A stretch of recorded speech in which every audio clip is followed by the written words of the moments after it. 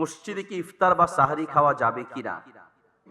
উত্তর হচ্ছে, মসজিদে সাহারি বা ইফতার খাওয়ায় কোনো দোষণীয় বা নিষেধাজ্ঞা নেই। শর্ত হচ্ছে এটা প্রয়োজন সাপেক্ষে খেতে পারে। যেমন মসজিদে যারা থাকেন বা মসজিদের ইমাম মুয়াজ্জিন যদি মসজিদের ভিতরে খেতে চান, অথবা যারা ইতিকাফে থাকেন তারা মসজিদে সাহারি ইফতার করা ছাড়া তো উপায় নেই। শর্ত হচ্ছে মসজিদকে পরিষ্কার পরিচ্ছন্ন রাখতে হবে। যারা মসজিদে ইফতার করবেন বা সাহারি খাবেন তারা অবশ্যই মসজিদকে পরিষ্কার পরিচ্ছন্ন রাখতে হবে। আরেকটা বিষয় হচ্ছে, মসজিদে যতদূর সম্ভব দুর্গন্ধযুক্ত জিনিস না নেওয়ার চেষ্টা করতে হবে। এক্ষেত্রে পেঁয়াজ খেয়ে মসজিদে যাওয়া নিষেধ আছে, কারণ পেঁয়াজের একটা দুর্গন্ধ আছে।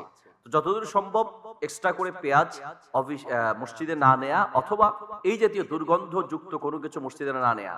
খাবার নিলে খাবার খাওয়ার পরে অবশ্যই পরিষ্কার পরিচ্ছন্ন রাখতে হবে, যাতে করে মসজিদে মুসল্লি যারা যাবে তাদের জন্য কষ্টকর না হয়। যদি মসজিদ পরিষ্কার পরিচ্ছন্ন রাখা যায় এবং এই ইফতার বা সাহারি করার কারণে মুসল্লিদের কোনো কষ্ট না হয়, কারণ মসজিদের মূল মেইন উদ্দেশ্য হচ্ছে মুসল্লিদের নামাজ বা ইবাদতের পরিবেশ ঠিক রাখা। সেই পরিবেশ ঠিক রেখে যদি ইফতার বা সাহারি করা হয় তাহলে অসুবিধা নাই। তবে নিয়মিত প্রয়োজন নাই, এরপরেও মসজিদকেই ইফতার বা সাহারির স্থান বানিয়ে নেওয়া উচিত নয়, কারণ মসজিদ মূলত খাওয়ার জায়গা নয়, ইবাদতের জায়গা। প্রয়োজন সাপেক্ষে সেখানে ইফতারি বা সাহারি খাওয়া যেতে পারে।